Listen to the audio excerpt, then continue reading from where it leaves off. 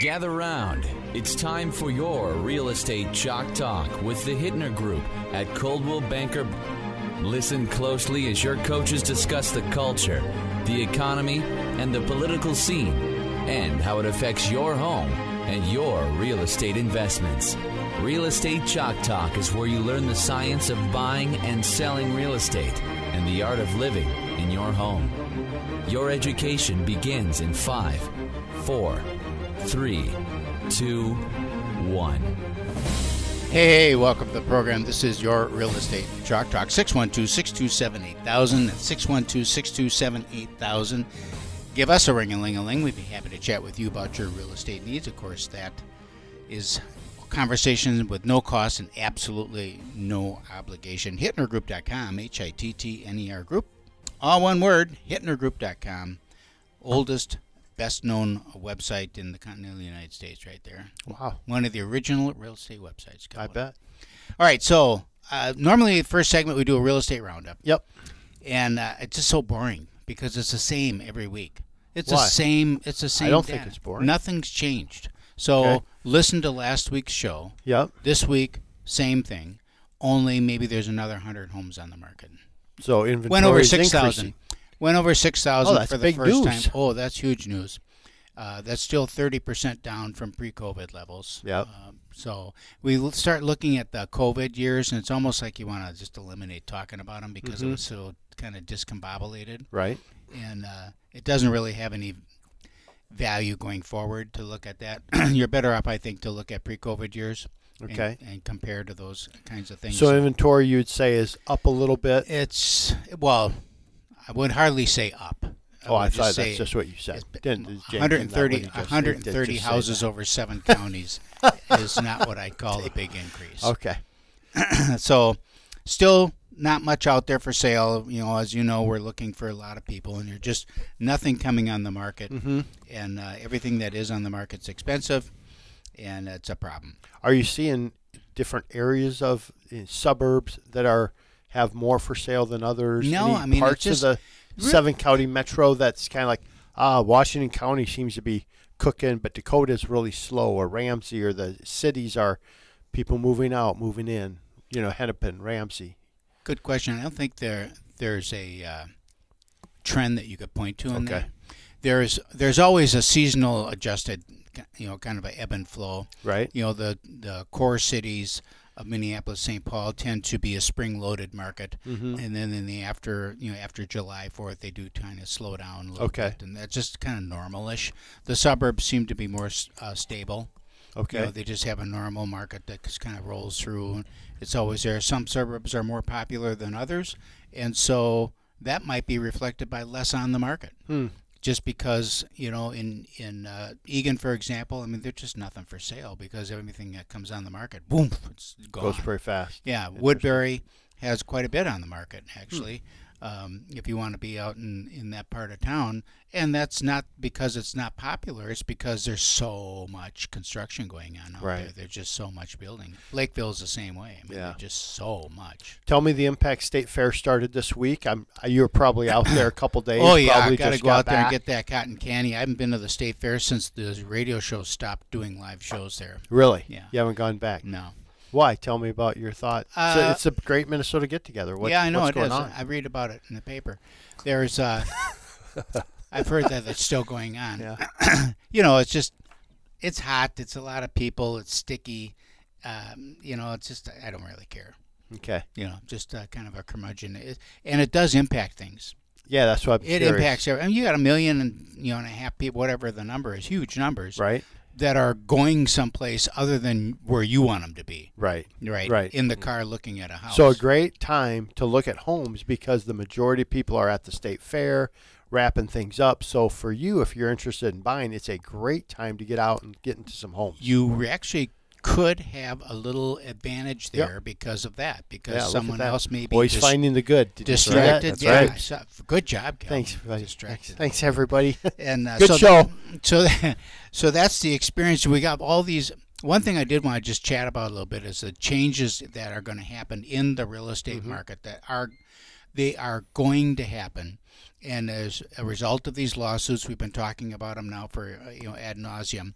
The financial part of the lawsuits, the settlement, the money settlement part, will probably play out over the next 5 to 7 years as the appeals come and all that. But the structural thing of how we do business is going to change. What give everybody just maybe not everybody's listened to every okay, show. So here's the nuts and bolts of it. Right now, when we list a home for sale and put it in the multiple listing service, we are required to put that in the multiple listing service within 24 hours after taking the listing.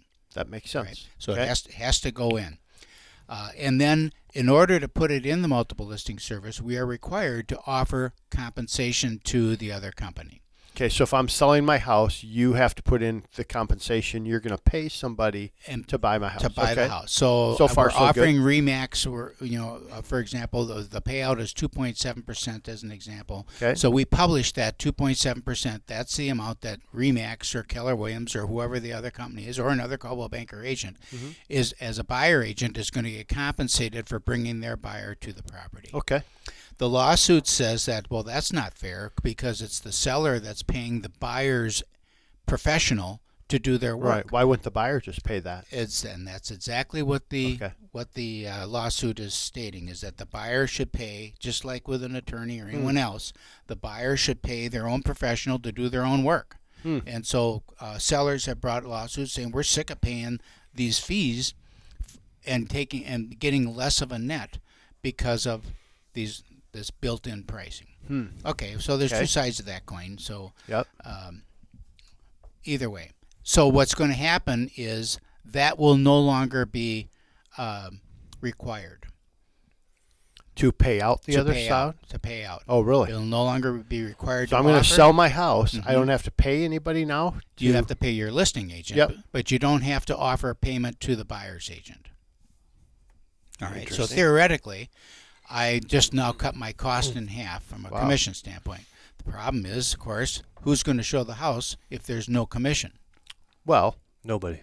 Well, no, but I'm going to be looking online, and I'm going to say, hey, James, Mr. Realtor James, I like this house. Can we go look at it? And you're going to say, no, I won't show you? Well, here's the other thing. That's awful. How's that? Well, who's James, though? Is James my realtor. The listing agent? No, my buyer's agent, my buddy. Yes, James can, but the law will be is that you have to have a written contract with James that states how much you're going to pay James, because he's the professional that you've hired. Okay. So that's where the rub comes in, especially with first-time home buyers. So instead of him receiving the 2.7 or some number you said, maybe it's like, hey, I'll pay you $1,000 to show me these homes. And you'll go, great. Because that seems fair. He might drive say me around a little bit, he open might the door. Say great, but you can burn up $1,000. I just filled up my vehicle with gas. It's $98. I know. So we got 10 trips. Yeah. And you get to make nothing. That's all. That's so how does that play out? Well, I don't know yet. We don't know yet. But they the forecasting with the experts, and we talked last week about experts and how wrong they are all the time. So they're probably wrong about this too, but they say that the number of real estate agents will be down by about 40%. Wonderful. So they'll get rid of a big bunch of those. Some cities, like New York City now, said you can't look at or buy a property unless you have a signed buyer representation agreement, a signed contract with an agent stating how that agent is being paid. Wow. Because they want to make sure that the payment for the professional is coming from the person receiving the service. Okay. So I can't just, so if James is my realtor, I'm going to look for a new property. He can't just put in the contract, well, I'll get paid by the seller? Cause you don't know if there's going to be well, he can look in the MLS, you said. Not published. Might say zero. It's not gonna might say zero. Well, that's... Or might not even be there. Well, I don't think that's smart. Well, they should talk to me. Have them call me, Keith. But that's what's coming down the line. And to be honest with you, it's been that way in commercial real estate for a long time. There's finder's fees, and companies will hire an agent to find them a location to put a restaurant or to put a gas station or whatever it is, and they pay him a fee for locating that site. So, do you think it will lower or increase commissions for realtors? Because you could see it both ways. Yeah. You say, hey, if I'm going to run you around and we're going to do this or that, it's 3%. I think it will. Or you know what I'm saying? It'll even out because once you get rid of 40% of the agents, then supply and demand, agents will start saying, "Look, I'm not working for free." Yep. So just like an attorney doesn't work for free, or a dentist, or anybody else, nobody works for free. Right. So, it's probably at the end of the day, it's probably not. It'll just shake. This up. month, I feel it's like just shifting. It's just shifting them of where it goes. And the problem with the first-time homebuyer is where are they going to come up with the money? We'll talk about that in the fourth segment. Okay, super duper. This is your Real Estate Chalk Talk, 612-627-8000, 612-627-8000, HittnerGroup.com, HITTNER Group.com. Getting a new roof on my house, paid for by the insurance company. Excellent. I got some questions about that when we come back. Hey, welcome back to the program. This is your Real Estate Chalk Talk, 612-627-8000. Were you searching for it a little bit? 627-8000. No, Sound like you're searching for it. I'm sucking on a lozenge. And oh, boy. I had to swallow or I was going to start coughing. All right. HittnerGroup.com, HITTNER Group.com. James Tolson's in the group. Preserve Group Insurance, our local insurance expert. And I have a new roof coming on my house. A couple of questions, first of all, but I want to just get this out there because it's all about me. Right. So I have a new roof going on my house. Got the money for the roof. New roof, new siding, new windows. Wow. All hail damage. And they have had, it's legit because we've had probably 10 rounds of inspections with the insurance company sent their guy out, then they sent a third party out, then they sent another guy out, then they came and remeasured. They're diligent in making sure that this. Well, you got a big roof line. I got a big roof line. So, first of all, my roof was replaced like 10 years ago or 11 years ago by insurance. It was $45,000 for the roof, which I thought was shockingly expensive at that time. The bid comes back now. It's $88,000 to put a roof on a house. $88,000. Wow. I couldn't believe it. That's ridiculous. It's unbelievable. Is that profit in there for the insurance agent? No. No, No profit for the agent. Wow. Maybe the roofing company for sure. Oh, man. But yeah, shingles are up 16% just over from 2022 to 2023. So Really? I'm sure for 10 years, that's look about right. Double. Is that reasonable? Because to me it was like, holy cow. It's not, but it is. But it is. Right. All right, so then I get the money for the insurance bill and whatever the checks. I've already gotten a bunch of checks, so I'm sitting on them because I don't know what to do with them. And I have replacement costs insurance, but they've taken out $20-some thousand for depreciation. How does that work? Yeah, great question. So every company that I've worked with does it the same way. So they look at the age of your roof, they come up with an amount that it's going to take to replace your roof. They scale it back and they pay you out a lump sum. Let's say in your case it was 80%, and then the 20% they call recoverable depreciation. Everybody's situation is going to be different. Some's going to be 50-50, but once the work is done, they're going to write you a check for the remaining recoverable depreciation. That's just how they do it. And I think it's to avoid somebody taking the check and running and not replacing their roof. So recoverable means I get to recover it from them. Correct. Oh, okay. I thought it was you had to pay that. Yeah, me too. I thought it was like 80, like a health insurance 80-20 deal. Like, me too. 80%. Yeah. We'll cover 80 and you get 20%. And you're like, because I'm looking at what they sent helpful. me. It's like, well, I don't have enough to do the windows here. How does that work? So that makes more sense to me then. That's good. All right. So now I got to question this. Is this still on your personal needs? No, we're done with my personal stuff now. Good job, James. Thanks for answering my question. But it's the cost of the insurance. So my insurance premium went up this year 30%. Same. 30%. Ridiculous. And so I started doing some reading about insurance. It's like we are in an insurance crisis in this country. All around. Can you talk to that a little bit? What's going on with insurance? Yeah, absolutely. I talked to being an independent agent. I've got access to a lot of different carriers, and the message is pretty much the same everywhere. Everyone is paying out more than they're taking in, and they can't sustain that long term. And so, what's playing into that? what you just said. The cost of your roof was $85,000 this year, $88,000 versus half 10 years ago. So we're seeing an increase in shingle costs. We're seeing an increase in blocks. We're seeing an increase in drywall, and then of course there's a labor shortage. So they got to pay people more. So everything that we're seeing and we're hearing about the inflation, it's impacting the insurance companies as well. So they can't keep up right now with the inflation. So they're trying to slow their growth. A lot of companies are trying to slow down the amount of new business that they're putting in force. So when they have a major loss, like, okay, we had this fire wiped out an island. So insurance companies are going to be paying out like buku bucks out there.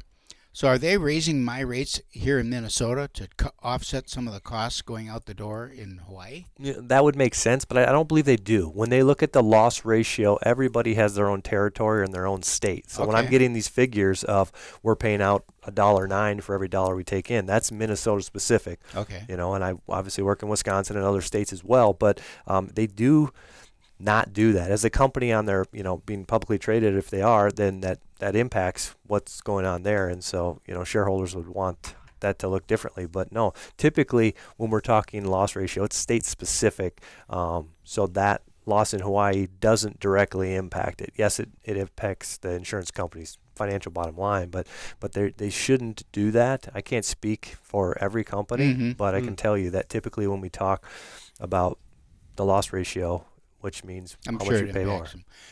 So when you hear of companies pulling out of states, then that makes sense, because now the company does state by state in terms of their analysis. Correct. And they're saying, something, Florida's not a good place to do business anymore. I think we're just going to pull out of Florida. Can insurance companies do that? Can they just decide where they're going to do business and where they're not, I guess? Wow. What if nobody wants to insure people in Florida or in Georgia or whatever, pick the state? What if they go and everybody starts to see that there's too great a losses in that area and they just say, we're done, and everybody's suddenly done? What happens? That's a good question. We haven't had to face that, but more and more companies are pulling out of those states, and it's not easy to write business in those states. Really? In Florida, there's very few companies that will write, and as you're seeing, big companies are pulling out of California as well. And the ones that do have a lot of restrictions, and they're not doing replacement costs. They're doing, they're just not doing that kind of stuff, and the premiums are insane. Right. So what's happening in Minnesota, since that's where we all are and that's what our listeners care about most? What's happening in Minnesota with our claims to premium? The stuff you're talking about. My insurance went up. Yours went up dramatically. So why in Minnesota? Is it because of the hail? Mine too. Yeah. Okay. Yeah. Ultimately, you get the discount. You got I get insider no discount. There's no insider discount. I pay the same premium you guys do. Okay. Same rate increase. Yeah. Ultimately, it boils down to claim frequency and the cost of claims. That's why it's continuing to go up. But what's going on in Minnesota? What I see is, I mentioned, companies are making it more challenging to write new business, and so they're looking at claim history. You had your roof, your windows. If you would have had a claim, 2 or 3 years ago, it would be very difficult for you to acquire insurance elsewhere. You're kind of locked into your current carrier because they're looking for any reason to say, I'm not sure I want that risk. So they're making it very difficult. Where does Minnesota rank nationally in terms of claims experience? Are we high because we get a lot of hail, or are we like a pretty good state even though we complain about it? But are you kind of going, well, guys, we're really good comparative, or where do we fall in that? That's a good question. Right. I don't know that number for sure, but I will tell you this. I had a rep in my office last week, and he said if we had a hailstorm in Wisconsin and a hailstorm in Minnesota, the exact same storm, he said he guarantees there'd be 50% more claims filed in Minnesota than Wisconsin. Somehow, he believes from the claims frequency that it's just somewhat of a mentality that, hey, my neighbor's getting a new roof, I need a new roof. Yeah. And so he said the claims are just higher in Minnesota. I don't know how it ranks nationally, but interesting. So sometimes, and it gets true, look at health insurance too. You pay your health insurance premium. A lot of people just look at that as prepaid health insurance. Right. So I'm paying my insurance on my house. That's prepaid maintenance. Right. That's not what it is. It's Yeah. catastrophe. Catastrophe coverage. Praying for a storm to come through. So that come on, baby. A lot of this insurance talk about the roofs. We mentioned in between the segments here that if some carriers, if your roof is less than more than 10 years old, they won't even insure the house.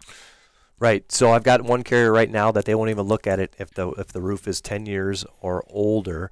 A lot of carriers are going to standard 1% deductible. So if you got $1 million home, you got a $10,000 wind hail deductible on your roof. Wow. A lot of them will go to, they call it a payment schedule, which is very similar to ACV. So they're going to pay What's you ACV? Actual cash values. Okay. So they're depreciating your roof based on the age. And So that would be similar to what we were talking about earlier on that like 80-20. Except that's a real deal. But that's the real deal. Yeah, right? you won't recover anything. Yeah. You get what you get. And so a lot of companies are going to that as well. What happens then if, okay, I need a roof. You gave me $1,000 for my roof because it's 15 or 20 years old, but I need a new roof. It's just like, what if I don't put the roof on? Yeah, well, that's a good question. So if you get paid out on a claim and you don't do the work, what would happen is 2-3 years down the road, if you have another claim, say water leaks in, they're not going to pay it because you didn't replace your roof when you were paid out. So even though it's a different type of claim, water infiltration, as opposed to having the roof replaced, they're going to say, no, you didn't fix your roof, so now that water that came in. Well, he's thinking the water came because of the roof. Because of the roof, right? Yeah, well, of course. Yeah. So they're going to exclude That's what they'll anything say. that's involved with the roof. Even if it isn't true, that's what they'll say. Okay, this is your real estate that's Chalk Talk. negative Yeah, talk it is right kind of there. negative. Sorry about that. 612-627-8000. That's 612-627-8000. This is coming into play a lot now in other parts of the country, and it's going to come here too. When you go to sell a house, a listing agent's got to pay particular attention now. If you've got a house with a roof that's 15, 20 years old, your house may not be insurable in a couple of years. And that's a big deal because the deal's not going to close. So you might be having a hard conversation with your seller. Hey, welcome back. Thanks for staying with us. This is your Real Estate Chalk Talk, 612-627-8000, 612-627-8000, HittnerGroup.com. We're speaking with James Thorpson and Preserve Group, the insurance expert, and we're talking about, well, first of all, these rates that are going through. What's your contact information real quick? Yeah, you can reach me at 651-728-4334. Our website's mypreservegroup.com. You still selling insurance? I do, Okay. yes. Just wondering. Calvin's not making any loans anymore, so I thought maybe you weren't selling insurance anymore. Okay, so. Thanks, Ray. We'll talk about that next segment. All right, so what we mentioned just when we went out to break that if some companies now, if your roof is more than 10, 12 years old, they just straight not going to insure it. Correct. For those companies that will insure it, say I've got a 25-year-old roof. Got a 45-year. I put a 45-year architectural roof on. I'm 25 years into it. How does that impact my rates? Sure. If your roof is 25 years old, yeah, it's going to have a huge impact. Like I mentioned in break, I have a case, home built in 2001, with one of my carriers. That home premium, just written earlier this year, was about $3,500. So I looked at the math, I looked at the numbers, and said if you replaced your roof and looked at the premium, it was $1,700. It was literally less than half of what he's paying. That's how big of a deal roof. The age of the roof is it's huge in Minnesota, and every carrier is treating it the same way. It makes a huge difference. And then so like in my case now, where I'm looking at putting this Da Vinci roof on, I'm looking at cost benefit. Should I spend, because that's out of pocket money for me to spend the extra money to put this Da Vinci roof on, which is hail resistant roof. Right. So they give you so much based on the shingle they want you to put on the shingle, that like kind of shingle. So I have really good architectural shingles on the house right now. Okay. And so the bid came back of replacing with those kinds of shingles, but then there's this next level up shingle that you can put on. Why would you put a different shingle on then? Just because it's, first of all, even though the insurance company is paying for it, this is just a me personal thing. Okay. It's still a pain in the rear end. To have a hail damage and have to have your roof replaced. You got guys, they're tearing it off, they're throwing it. It's just, I'd just rather not go through it. Why would I go through it if I don't have to? So if I can spend an extra couple of bucks on a better roof and get a discount from the insurance company because I've got this better roof that's resistant, okay, then I like that. Okay, so whole you're thing doing better. it. You're To me, doing it's it just, proactively for down the road. Yeah. Okay. So I don't have to do it again. Got it. So what would that kind of a... Yeah, it's going to make a huge impact, a huge difference in your premium. So I can't speak for every company. They should reduce your premium once the work is done. Maybe at renewal, they'll give you a new roof discount, and then a discount for having a hail-resistant roof. And it should be a significant difference in what you were paying to what it's going to go down. So then would I renew with the same company? Would I get those kinds of things? Or would you want to shop You it? should. I would shop it if I were you, but just because I don't want to speak for anybody individually, but they may or may not conveniently put that roof discount on there because they're looking at, wow, we just paid out $100. We just paid out $100. Yeah, we got to recover a little bit here, last boys. thing I want to do, yeah, and that's their option to do that. But they'd rather keep the business. Hold on before you go. Being an independent agent, you could. It's not like if I'm at a captive company, which means I can only sell ABC company. With you, you could literally shop it amongst your other companies. Correct. Right? Yep. Okay. Yep. Boy, that's an advantage then, right? Yeah, absolutely. Having Okay. more options for our consumers, for our clients is a huge benefit. Is there a penalty for shopping? I mean, do insurance good companies question. say, okay, this guy's had 3 different insurance companies in the last 5 years, That's a great question. So there's not a penalty, but I will tell you this: a lot of insurance companies have new customer discounts, and then what happens is they also look at your longevity with a carrier when they're providing a premium. So they do take into consideration your history, your longevity with your current carrier. If you've been with somebody for 10 years, you're going to get a more favorable rate with the future carrier because they think you're going to be with them for 10 years. If you're somebody that shops every 1 to 3 years, that's going to be taken into consideration either because you're a bigger risk, right? If we hold on to you for 3 years and you have a big claim and then you leave, that's going to be a big loss. If we have you for 10 plus years, that's advantageous to the insurance company. So they're going to offer you a more favorable rate. Do all insurance companies have auto as well? Not all, but most of them. Everyone that I work with, Okay. there are some out there that will do monoline homes. And so then you say that again. What was it? Monoline, just single line of business. Okay, single line. So then if you bring your cars over and all that stuff, that's just doing more business with them. You maybe get a better rate on your house or on the auto. Both. Yeah, Okay. you'll get a discount on both of them. It's usually better. People like to deal with one company, know they're working with one individual. I don't have to do that. I can work with company A and company C for you. Whatever makes more sense in terms of the quality of the product and the premium. So I don't do that a lot. Most of the time they will be with the same carrier, but From a real estate agent perspective now, either if I'm working with a buyer or if I'm working with a seller, if I meet with a seller and say, how old's your roof? Well, your roof is, my roof is 20 years old, but looks good and it doesn't leak. Okay. Makes sense because it's probably good for 35 years, so you've got 15 years or 10 years left on the roof. But you've got insurance companies that aren't going to insure it. You might have a property that is uninsurable, and there's nothing wrong with it. right. Does that same thing hold true with furnaces and mechanical equipment and those kinds of things, or is it only roofs that we're talking about? The specific carrier that I mentioned that won't write a house if the roof is over 10 years old, they're looking at other mechanicals. So depending on the age of the house, if the house is 50 years or older, they want to see documented updates on the mechanicals, the electrical, as well as the roof in order. For a while it's been if you had a federated or a federal like electrical panel, you couldn't get insurance or they wouldn't insure it until you replace the panel. Or if you have aluminum wiring in the house, some carriers don't like aluminum wiring. That's still true. Yeah. Question though, not all carriers say if it's your roof's over 10 years old, you can't get insurable. So nobody would be uninsurable. Correct. Because you're just saying they're uninsurable. I don't with a company. But it's like any virus, it spreads. Right. It is, and you're absolutely right.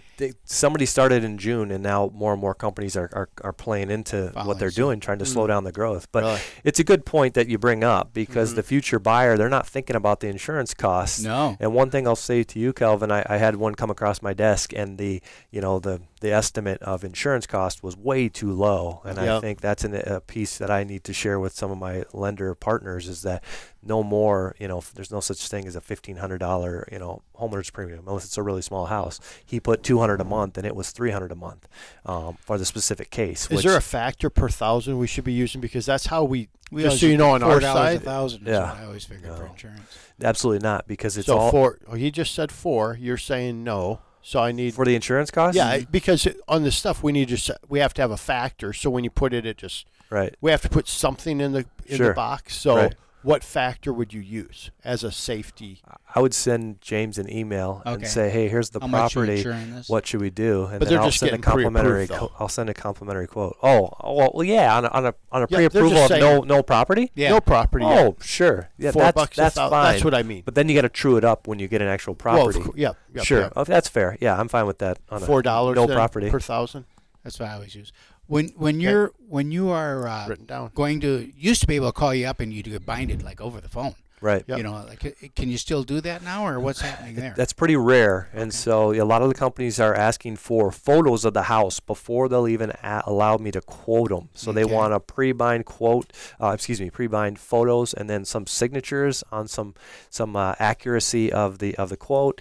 A lot of them are asking for proof of like residency. I know the auto side's not what we're here to talk about, but some want pictures of cars, pictures of registration. So, yeah, the days of being able to turn it around in 30 to 60 minutes or next day, it's challenging. If the house is new construction, there may be not as many hurdles, or if everything is updated, but a lot of the carriers are making it difficult to do things quickly. So I'd encourage your buyers not to wait till the last minute. Maybe, if they can, 4 weeks out at the latest to reach out to their insurance agent. The last time I changed insurance companies, the insurance company sent an appraiser out to the house. Wow. Sent an appraiser out, and they came out and actually did an inspection on the mansion. I don't know if that's common, or I was. Is it size of home, maybe? Probably higher value homes, but no, I've had a couple of my carriers do that, and it's good and it's bad. It's good because sometimes they find things like trampolines and stuff like that, but other times I've found that they're not always accurate. So I have to be on my A game. I had one house that was. They added 1,500 square feet from what was actual, so I had to contact underwriting because the valuation went from 858 to 1.35, which is quite a discrepancy. Yeah. But I was able to remedy that. But so those inspections, they're not uncommon at all because they want to make sure that the agent's doing their job and doing their field underwriting and everything's accurate. James, the insurance expert. We'll give your contact information one more time. Yep, 651-728-4334. You can find us online at mypreservegroup.com. Insurance is not as simple as it used to be. I'll tell you that. Used to be able to just no call kidding. them up and say, "Hey, send me a policy," and you're all good. I know. And it got a discount if you did the car too. But we're going to wrap. Money in the bank. Rates are good. Pretty exciting. Welcome back. Thanks for staying with us. This is your Real Estate Chalk Talk, the free money segment of the big program. Yeah, it Calvin. seemed like you talked. So through are it- you- talked into it kind of fast? Are you trying to do less business like the insurance, like James is doing? Trying to do Not on purpose. Not on purpose. No, Okay. but I think we are. I can tell you we are doing less business than we were. Now I'm starting to pick up spam calls just Okay. to talk to people because it's kind of nice, just have some conversation, encourage them, hope they're having a good day.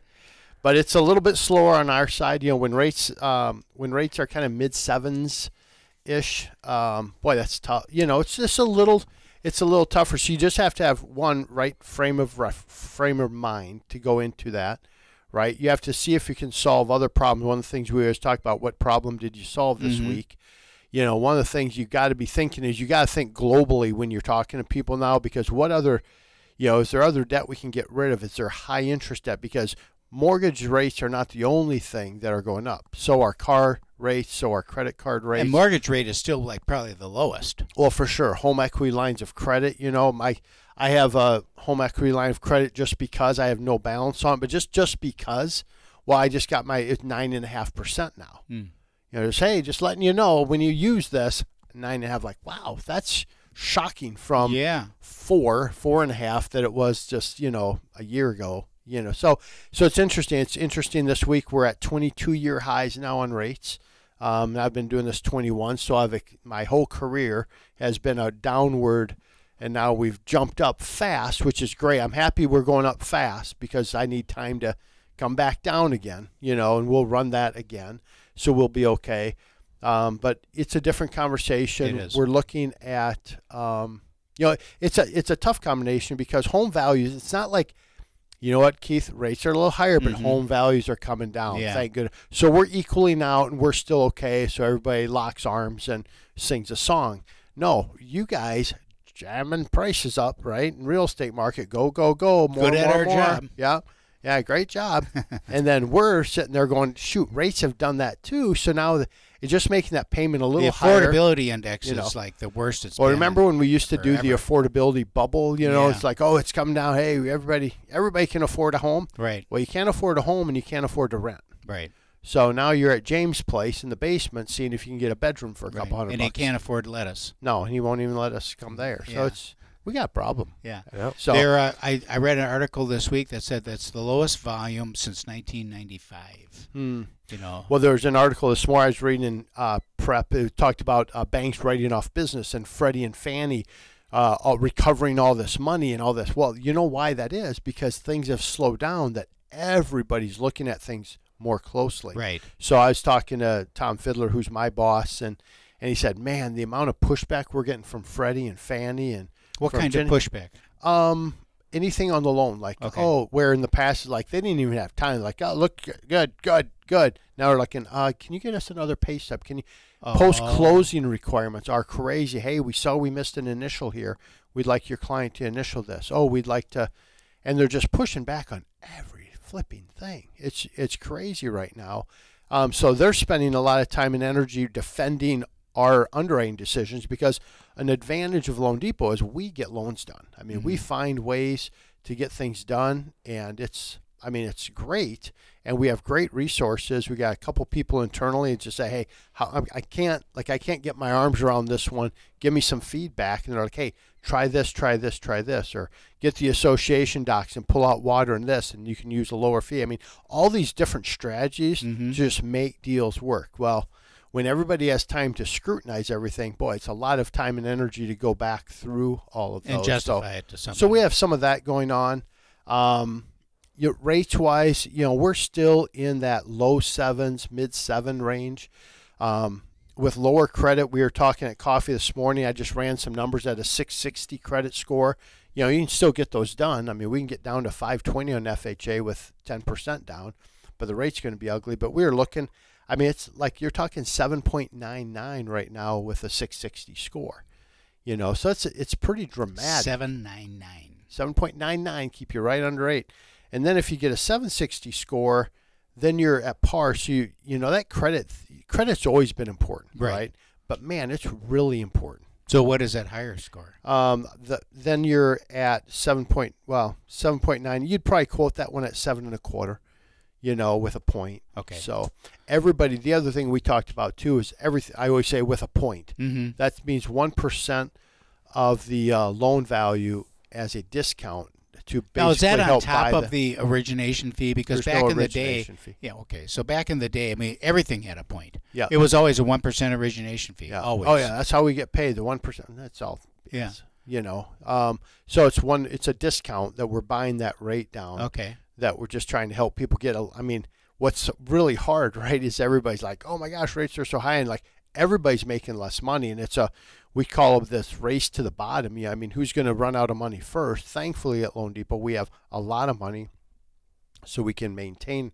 We can keep doing this. But a lot of companies, my boss keeps saying, hey, just hang in there. We need rates to be high for another 60, 90 days because we'll wash out another handful of big companies. And so I get the perspective, but people just don't have the runway. He always talks about we have a lot of runway, so we're good. So we got to, now we're recruiting well right now because a lot of companies are raising the rates even more because they're like, hey, less volume. We got to make it somewhere. Right. Kind of like the insurance world. Let's put our rates up. Mm-hmm.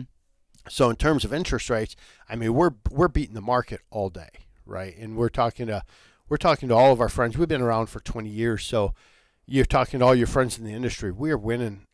We win literally on every deal, but it's because we have enough runway that we're not having to do what everyone else is doing yet. Okay.